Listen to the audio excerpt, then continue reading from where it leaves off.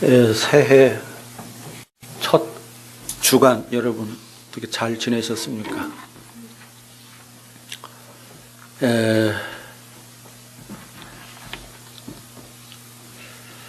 예수님은 이 땅에 와서 제자들과 어쩌면 세상에서 만날 수 있는 가장 깊은 형식의 만남, 세상에서 나눌 수 있는 가장 깊은 이야기, 그 이야기는 하나님 나라 이야기인 거죠. 하나님 나라의 복음.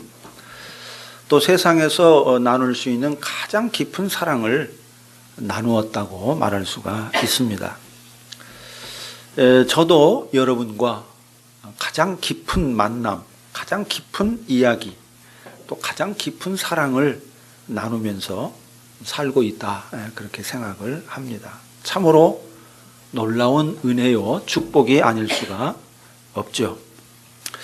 예수님은 그렇게 사랑 깊은 이야기, 정말로 심오하고 풍성한 그런 하나님 나라의 복음을 주고받던 그런 제자들에게 난데없는 이야기를 하기 시작했습니다.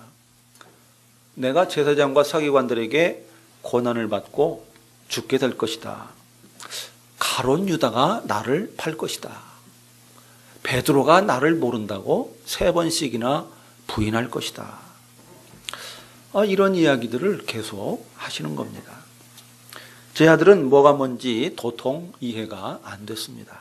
갑자기 죽는다, 팔린다, 부인을 당한다, 이렇게 하시니까 더욱이 다른 사람도 아니고 제자 중에 한 사람인 가룟 유다에게 팔릴 것이고, 최고의 제자 중에 가장 수제자라고 하는 베드로가 스승을 모른다고 딱 잡아 뗄 것이다. 이런 말씀을 하시니까 얼마나 여러분은 황당하기도 하고 뭔가 뒤숭숭하기도 하고 근심이 되지 않았겠습니까? 예수님은 그런 제자들에게 너희는 마음에 근심하지 말라. 하나님을 믿으니 또 나를 믿으라. 이렇게 위로의 말씀을 했습니다. 자, 예수님의 이 위로는 단순한 위로가 아니었습니다. 야, 괜찮아. 모든 게 다 잘 될 거야. 어깨 두드리면서 하는 그런, 우리가 흔히 하는 그런 식의 위로가 아니었습니다. 예수님의 위로는 최고의 진리를 선포한 설교였습니다. 요한복음 14장부터 17장까지는 예수님의 설교입니다. 아주 온전한 예수님의 설교예요. 예수님이 제자들에게 하신 가장 심오한 설교입니다. 그런데 제일 먼저 하신 것이 뭐냐? 위로의 메시지입니다. 저는 이 14장부터 17장까지가 성경에서 가장 심오한 메시지가 아닌가, 그런 생각을 합니다. 우리가 앞으로 몇 주에 걸쳐서 성경 전체에서 가장 심오한 그런 메시지를 우리가 살펴보게 될 것입니다. 예수님은 제자들이 근심하지 말아야 될 이유를 3가지로 설명하고 있습니다. 첫째로, 나의 떠남은 단지 떠나는 게 아니다. 너희는 나의 떠남을 영영 돌아오지 않는 그런 이별이라고 생각하고 마음에 깊이 근심하고 있는 것 같은데, 나의 떠남은 사실 떠나는 게 아니야. 나는 너희가 거할 처소를 마련하러 가는 것이다. 그러니 근심하지 말라, 그겁니다. 두 번째는, 나는 영영 떠나는 게 아니라는 겁니다. 내가 지금 너희를 떠나는 건 맞는데, 그러나 너희가 거할 처소를 마련하고는 다시 너희에게 온다. 다시 와서 너희를 영접해서 내가 있는 곳에 너희도 있게 할 것이다. 그러니 근심하지 말라, 그겁니다. 3번째는, 내가 아버지께로 가면은, 내가 너희 곁을 떠나게 되면은 내가 하는 일을 너희도 하게 될 것이다. 아니, 내가 한 일보다 더 큰 일을 하게 될 것이다. 그러니 근심하지 말아라. 예수님은 이렇게 3가지 이유를 대면서 자기의 떠남을 슬퍼하거나 근심하지 말라고 제자들을 위로했습니다. 자, 이 세 가지 예수님의 위로의 말씀을 한마디로 줄이면 이렇게 되지요. 내가 떠나는 것이 너희에게 유익이라는 겁니다. 예. 16장에 가면 16장에 가면 실제로 그렇게 말해요. 내가 떠나는 것이 너희에게 유익이라. 너희에게 유익이라. 예수님이 떠나는 게 우리에게 유익이다. 제자들로서는 상상하지 못한 말씀이었습니다. 뭔가 희망이 묻어 있는 것은 분명한 것 같은데 그럼에도 불구하고 무슨 뜻인지 도무지 이해하기는 어려웠습니다. 예수님은 분명히 죽으러 간다 이렇게 말씀했습니다. 제자들을 떠난다 말씀했습니다. 그런데 죽으러 간다는 분이 내가 죽으러 가는데 너희들이 거할 처소를 마련하러 가는 것이다 이렇게 말하는 겁니다. 또 죽어서 영영 떠나는 것인데 그런 분이 다시 제 아들에게 온다고 말합니다. 여러분 이해가 되십니까? 아니 죽는다는 분이 어떻게 다시 온다는 말인가? 죽으러 가는 분이 무슨 우리가 거할 처소를 마련하러 간다는 말인가? 도무지 앞뒤가 이게 이해가 안 되는 거예요. 도대체 어디로 가신다는 것인지, 예수님이 예비한다는 처소가 어디라는 것인지, 예수님의 죽음이 자기들이 거할 처소를 예비하는 것과 어떻게 연관이 되는 것인지, 죽어서 떠나시는 분이 어떻게 다시 온다는 것인지, 이 모든 게 아리송하기만 했습니다. 예수님은 제 아들에게 너희는 내가 가는 길을 알고 있다. 4절에 그렇게 말하고 있어요. 너희는 내가 가는 길을 알고 있다. 이렇게 말씀하시는데요. 솔직히 제 아들은 예수님이 가시는 길이 어떤 길인지를 하나도 알지 못했습니다. 그래서 도마가 정직하게 말했어요.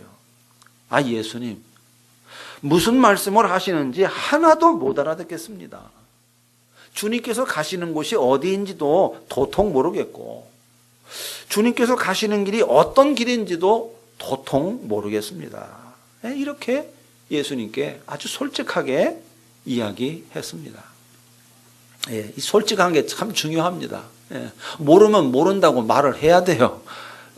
사람들은 모르는데 안 척합니다. 아는 척해요. 이게 망하는 길인데 모르면 모른다고 이야기해야 돼요. 도마는 아주 정직하게 예수님께 모른다고 이야기했습니다. 예수님은 도마의 말을 듣고 아주 유명한 말씀을 했어요. 내가 곧 길이요 진리요 생명이니 나로 말미암지 않고는 아버지께로 올 자가 없느니라. 아주 유명한 말이죠. 내가 곧 길이요 진리요 생명이다.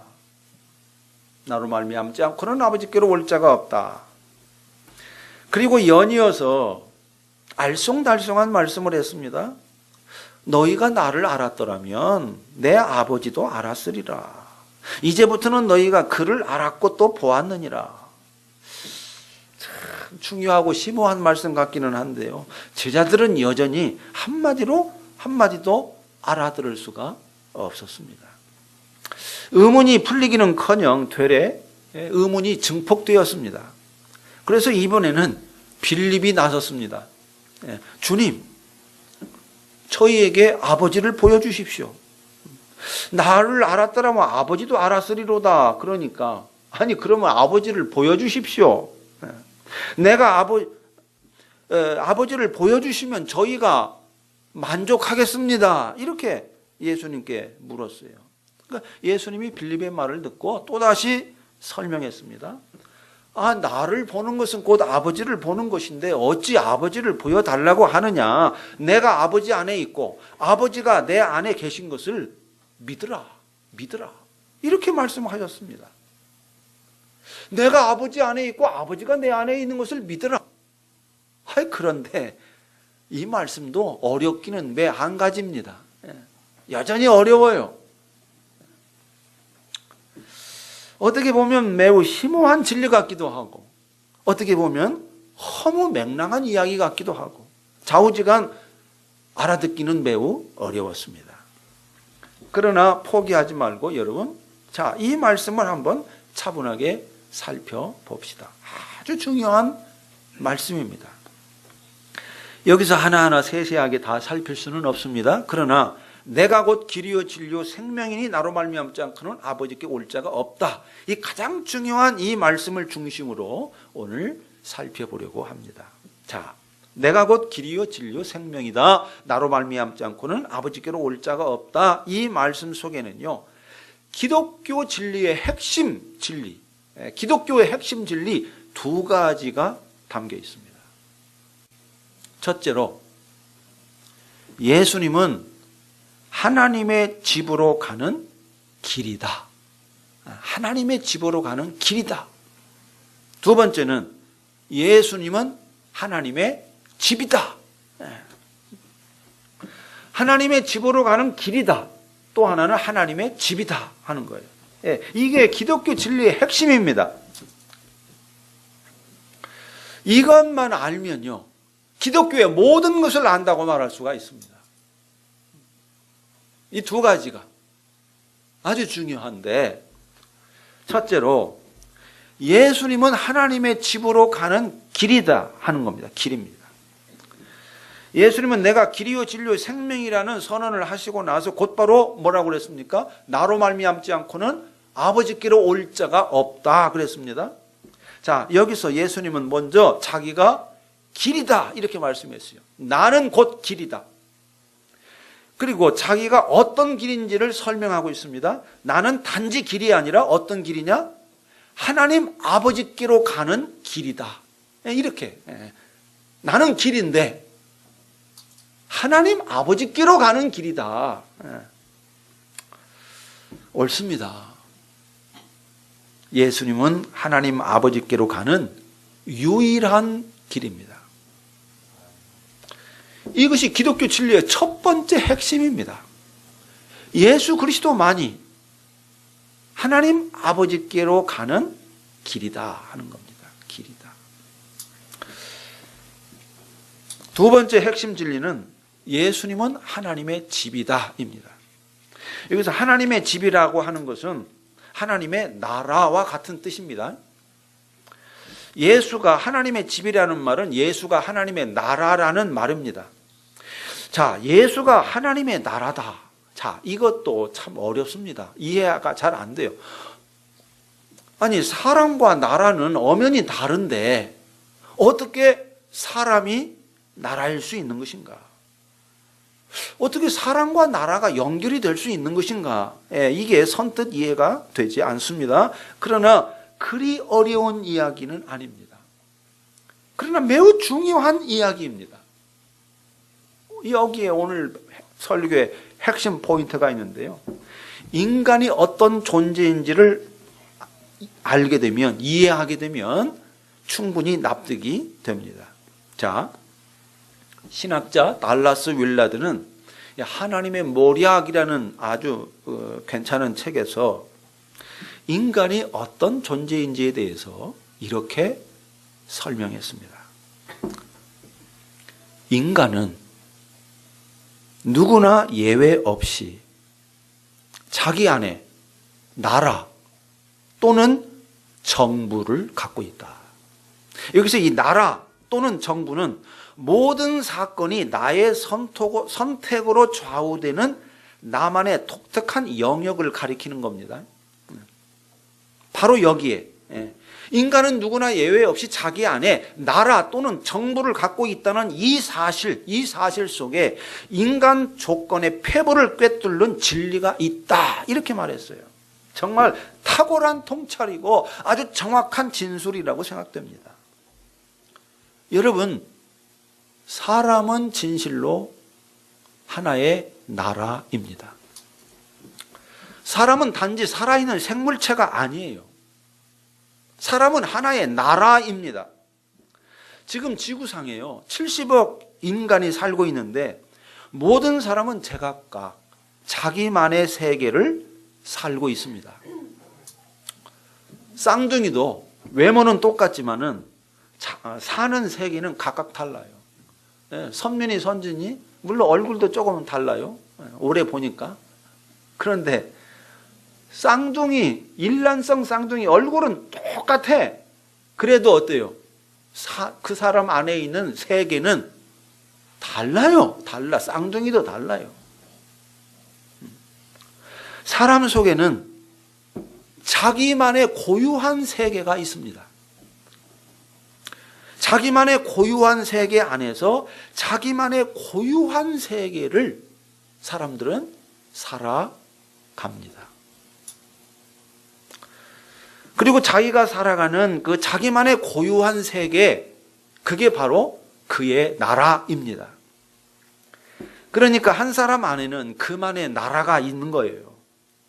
내 안에는요, 나의 나라가 있는 것이고요, 네 안에는 너의 나라가 있는 겁니다. 자기 안에 있는 그 자기만의 고유한 나라에서 사람들은 왕으로 살아갑니다. 사람이 세상을 사는 것 같지만 사실은 세상을 사는 게 아니에요. 자기 나라를 삽니다. 자기 나라의 왕이 되어서 살아갑니다. 이게 사람이에요. 이게 사람의 아주 독특한 면입니다. 여러분, 사람이 왜 다른 사람의 간섭받는 걸 싫어하는지 아십니까? 우리 한비, 다른 사람의 간섭하면 좋아, 싫어? 싫지? 아무리 언니가 좋아도, 아무리 엄마가 좋아도, 아무리 친구가 좋아도 나를 내 사생활에 간섭하고 이래라 저래라 이러면 굉장히 싫어합니다. 어린 애들도 마찬가지예요. 여러분, 왜 그래요? 왜 다른 사람의 간섭받는 걸 왜 싫어합니까? 사람은요, 곧 나라이기 때문입니다. 사람은 곧 나라인데요, 이 잘났든 몰랐든 어쨌든 제각각 이 자기만의 나라에서 왕으로 살아가는데 다른 사람이 쳐들어와 가지고 이래라 저래라 간섭하면 자기 나라가 부정당하고 억압당하고 공격당하는 것이라고 생각이 되기 때문에, 다른 사람이 자기 나라에 들어와서 내정 간섭을 한다고 생각이 되기 때문에 사람들이 간섭받는 걸 싫어하는 겁니다. 다른 사람이 간섭해도요, 자기 나라와 관련이 없으면요 별로 신경 안 씁니다. 그렇게 신경 곤두세우지 않아요. 그런데 자기 나라 속으로 직접 들어버리면요, 자기 나라와 관련된 것에 다른 사람이 와서 간섭하잖아요. 그러면 아무리 마음씨가 고운 사람도 화를 내고 싫어하고 짜증을 내고 온갖 앙탈을 다 부립니다. 정말 내가 소중하게 생각하는 그 세계에 누가 들어와 가지고 짓밟으면은 그걸 막 가르고 찢고 그러면 아주 못마땅해 하는 것이죠. 왜? 자기 왕권이 침해당하는 거예요. 이 내 나라는 내가 왕인데 왜 네가 지금 간섭하냐는 거예요. 이해가 되십니까? 여러분 하나하나가 다 한 나라라는 거, 여러분 안에 엄청난 나라가 있다는 거, 가장 중요한 나라, 대한민국보다 더 중요한 나라가 사실 여러분 속에 있습니다. 성경을 봅시다.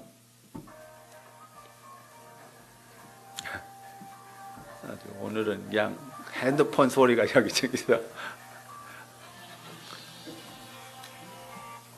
자, 바리새인들이 예수님께 하나님의 나라가 어느 때 임합니까?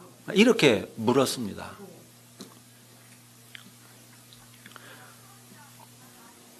하나님의 나라가 어느 때 임하느냐? 이렇게 묻자 예수님이 하나님의 나라는 볼 수 있게 임하는 것이 아니요, 또 여기 있다 저기 있다 이렇게 못하리니 하나님의 나라는 어디에 있다? 어디에 있다? 너희 안에 있느니라. 누가복음 17장에 나옵니다. 하나님의 나라는 여기 있다 저기 있다 못하리니 하나님의 나라는 너희 안에, within you. 너희 안에 있느니라. 여러분, 예수님이 이렇게 대답할 수 있었던 것은 사람 속에 나라가 있다는 걸 아셨기 때문입니다. 사람 속에는 나라가 있고 그 나라가 가장 중요한 나라라는 걸 예수님이 아셨기 때문에 하나님의 나라는 여기 있다 저기 있다 혹은 눈에 보이는 어떤 공간에 있지 않고 사람 속에 있느니라 이렇게 말씀하신 겁니다. 진실로 진실로 그렇습니다. 사람 안에는 나라가 있습니다. 나라가 있어요. 한 사람은 곧 한 나라입니다. 여러분 한 사람 한 사람이 다 나라예요. 나라. 나는 그냥 내가 아닙니다. 내가 다스리는 나라입니다. 나라. 그렇다면 여러분, 내가 다스리는 나의 나라의 형편이 어떨 것 같습니까? 어떨 것 같아요? 이순숙 집사님 속에 있는 나라가 형편이 어떨 것 같습니까? 네? 훌륭할 것 같습니까? 형편없을 것 같습니까? 아름다울 것 같습니까? 아주 추할 것 같습니까? 우주와 같이 광대할 것 같습니까? 아주 쥐구멍만할 것 같습니까? 여러분 각자 판단해 보시기 바랍니다. 자, 이번에는 약간의 변화를 줘보겠습니다. 자, 내가 만일 예수님을 모신다면 내 안에 있는 나라가 어떻게 될 것 같습니까? 예수님을 모신다는 것은 예수님 안에 계시는 하나님 아버지도 함께 모시는 것인데, 자, 하나님을 모시고 내가 하나님의 다스림을 받는다면은 내 안에 있는 나라가 어떤 나라가 될 것 같습니까? 박선희 집사님, 어떤 나라가 될 것 같습니까? 위대한 나라? 네. 하나님이 내 마음에 와서 다스리면 하나님의 나라가 되지 않겠습니까? 하나님의 나라. 하나님의 나라. 네. 지금까지는 내가 다스렸기 때문에 나의 나라였습니다. 그런데 하나님을 모시고 하나님이 정말 내 나라를 다스린다면 내 나라는 하나님의 나라가 되는 겁니다. 예수님이 말씀하신 게 바로 그거예요. 하나님의 나라는 볼 수 있게 임하는 것이 아니요 여기 있다 저기 있다고도 못하리니 하나님의 나라는 너희 안에 있느니라. 무슨 말입니까? 내가 하나님을 모시면 내 안에 하나님 나라가 임한다는 말입니다. 내가 곧 하나님의 나라가 된다는 말입니다. 내 나라가, 내 속에 있는 나라가 하나님의 나라로 바뀐다는 것입니다. 바로 이것이 구원입니다. 내 안에 있는 나라가 하나님의 나라로 바뀌는 것, 바로 이것이 구원이에요. 가장 핵심적인 구원에 대한 설명입니다. 내 안에 하나님의 나라가 임하지 않는 것은 구원 아니에요. 죽었다 깨어나도. 내 안에 있는 나라가 하나님의 나라로 변하는 것, 새로워지는 것, 이게 구원입니다. 이게 구원이에요. 예수님도 마찬가지입니다. 자, 예수님 안에도 나라가 있습니다. 예수님 안에도 나라가 있어요. 그런데 예수님은 하나님 아버지와 한 분입니다. 예수님 안에 아버지가 있고 아버지 안에 예수가 있습니다. 아버지가 예수님을 다스립니다. 아버지의 모든 것이 예수님 안에 있습니다. 그렇다면 예수님 안에 있는 나라가 어떤 나라이겠습니까? 하나님의 나라인 거죠. 당연히 하나님의 나라입니다. 예수님 또한 하나님의 나라가 되는 거죠. 예수님이 곧 하나님 나라입니다.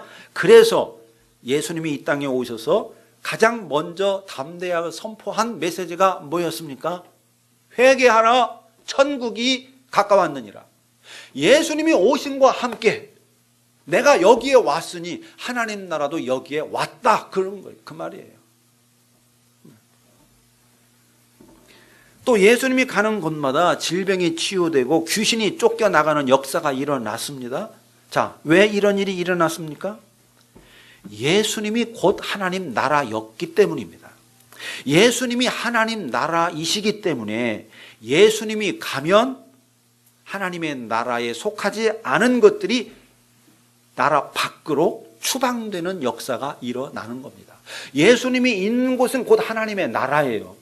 하나님의 나라에, 하나님 나라에 속하지 않은 것들은 있을 수 없습니다. 추방당하는 거예요. 예수님이 가는 곳에서 귀신이 나가고 질병이 나가고 온갖 것들이, 사악한 것들이, 하나님 나라에 속하지 않은 것들은 다 내쫓기는 겁니다.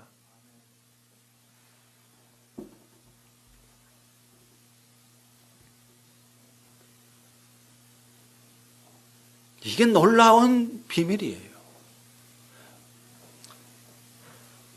자, 그러니까 예수님이 내가 곧 길이라고만 하지 않고 내가 곧 길이요? 그 다음에 뭐라고 그랬어요? 진리요 생명이다. 이렇게 대답한 것도 같은 맥락입니다. 하나님의 나라는 어떤 나라입니까? 진리와 생명의 나라입니다. 하나님의 뜻이 실현되는 진리의 나라이고 하나님의 생명이 약동하는 생명의 나라입니다. 하나님의 나라는 진리와 생명의 나라이기 때문에 내가 곧 진리요 생명이라고 선언하신 겁니다. 그러니까 내가 곧 진리요 생명이라는 이 말씀은 내가 곧 뭐다? 하나님 나라다. 그 말입니다. 아주 유명한 영국의 언론인인 말콤 머그리지는 이런 놀라운 인간의 진실, 예수의 진실을 깨닫고 이렇게 말했습니다. 예수의 복음은 하나님의 나라가 임했다는 것이요, 예수 자신이 그 나라의 선포자요 해설자로 인간에게 오셨다는 것이다. 뿐만 아니라 아주 특별하고 신비로운 방식으로 그분 자신이 바로 그 나라였다. 그분 자신이 바로 그 나라였다. 이렇게 말했어요. 맞습니다. 예수님이 곧 하나님의 나라입니다. 이것이 인간의 비밀이고 예수의 비밀입니다. 인간은 곧 하나님의 나라라는 것, 인간은 곧 나라라는 것, 예수는 곧 하나님 나라라는 것, 이것이 가장 심오한 비밀이자 진리입니다. 성경의 모든 말씀은 이 비밀을 알아야만 열립니다. 인간은 곧 나라다. 한 사람은 곧 하나의 나라다. 이 비밀이 성경 전체를 푸는 핵심 키입니다. 아주 중요해요. 제가 이거를 깨닫고 이번 설교를 준비하면서 너무너무 행복하고 기뻤습니다. 이게 모든 성경을 제대로 이해할 수 있는 눈이 열린 거예요. 사람이 곧 나라다. 이 사실, 이 한마디 속에 어마어마한 성경을 푸는 키가 들어있다는 것을 깨달았어요. 성경은요, 처음부터 마지막까지 인간 안에 있는 나라의 문제를 다루고 있습니다. 사람 안에 있는 나라가 가장 중요한, 세상에서 가장 중요한 나라이고요, 그 나라에 의해서 온 세상이 영향을 받습니다. 사람 안에 어떤 나라가 이루어지느냐에 따라서 온 세상이 영향을 받아요. 내 삶 전체가 영향을 받습니다.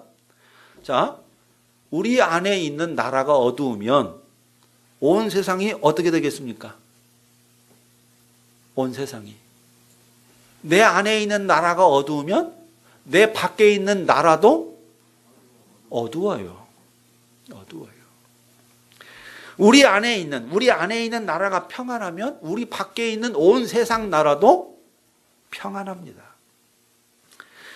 우리 안에 있는 나라가 더러우면 우리 밖에 있는 온 세상 나라도 더럽습니다. 더러워져요. 박근혜 씨 안에 있는 나라가 너무너무 비상식적이니까 박근혜 정부가 하는 모든 일도 비상식적이었습니다.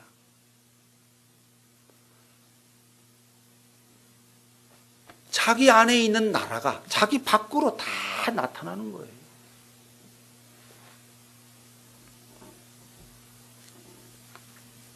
우리의 삶은요, 그래서 눈에 보이는 그게 아니에요. 우리의 나라의 문제예요. 내 안에 있는 나라가 내 밖으로 나타나는 게 인생살이고 세상살입니다. 그러니까 온 세상을 하나님의 나라로 만드는 길도 다른 데 있지 않은 거죠. 사람 안에 있는 나라를 하나님의 나라로 만들면 온 세상이 하나님의 나라가 되는 겁니다. 그래서 예수님이 말씀한 게 바로 이겁니다. 나를 믿어라. 나를 믿어라. 아버지를 믿으니 또 나를 믿어라. 자, 이 말씀은, 나를 믿어라, 이 말씀은요, 나를 너희 안에 있는 나라의 왕으로 모시라, 그 말입니다.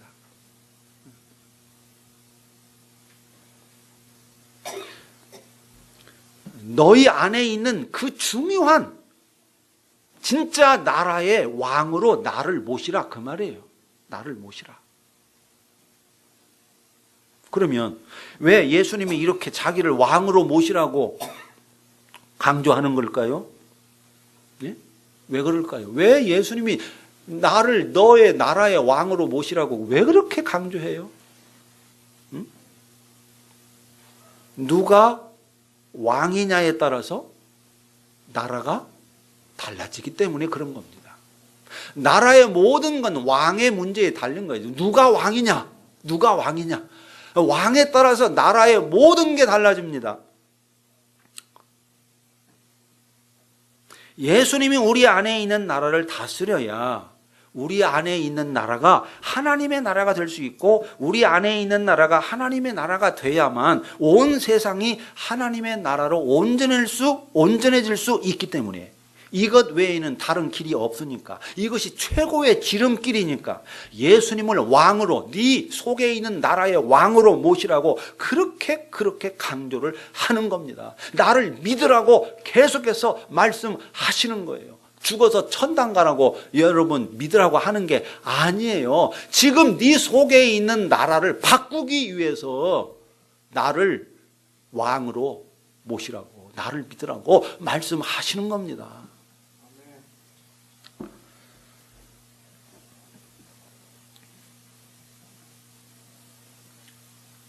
결국 예수님의 떠남 때문에 슬퍼하고 근심하는 제자들에게 제자들을 위로하면서 하신 말씀을 짧게 요약하면 이런 겁니다. 나의 죽음은 너희와 함께 거하기 위함이다. 나의 죽음은, 나의 떠남은 너희와 함께 하기 위함이다. 그거예요. 예수님의 죽음과 떠남은요, 제자들과 동거하기 위함이었습니다. 제자들이 예수님 안에 거하고 예수님이 제자들 안에 거하기 위함이었습니다. 부활하고 승천하신 예수님께서 차지도 뜨겁지도 않은 라우디게아 교회에 말씀하신 것도 같은 내용이죠. 유명한 말이죠. 볼지어다 내가 문 밖에 서서 두드리노니 누구든지 내 음성을 듣고 문을 열면 네 마음속에 있는 나라의 문을 열면 내가 그에게로 들어가 그로 더불어 먹고 그는 나로 더불어 먹으리라. 예, 내가 네 속에 들어가겠다는 거예요. 들어가겠다. 승천하신 예수님이 사도 요한에게 마지막으로 하신 말씀도 같은 내용입니다. 내가 속히 오리라. 요한계시록 22장 마지막에, 예, 성경 마지막, 내가 속히 오리라. 어디로? 이 세상으로도 오지만 더 중요한 건 어디로 온다? 우리의 속에 있는 나라로 오신다는 거예요. 오신다는 거예요. 예수님이 제자들을 위한 기도가 요한복음 17장에 이제 제자들을 위한 기도가 나오는데요. 그 기도의 마지막 내용도 똑같습니다. 자, 요한복음 17장 26절을 보십시오. 17장 26절. 내가 아버지의 이름을 그들에게 알게 하였고 또 알게 하리니 이는 나를 사랑하신 사랑이 그들 안에 있고 나도 그들 안에 있게 하려 함이니이다. 나도 그들 안에, 제자들 안에 있게 하려고. 이게 궁극적인 목표예요. 이게 궁극적인 목표. 제자들 속에 예수님이 있게 하는 거, 이게 하나님이 하시는 모든 일의 궁극적인 목표입니다. 진실로 그렇습니다. 예수님은 우리 안에 거하기 위해서 우리 곁을 떠나셨고요. 우리 안에 거하기 위해서 다시금 성령으로 오셨습니다. 다음 주에 성령으로 오신 이야기를 예수님이 합니다. 그때 이제 자세하게 살펴볼 텐데요.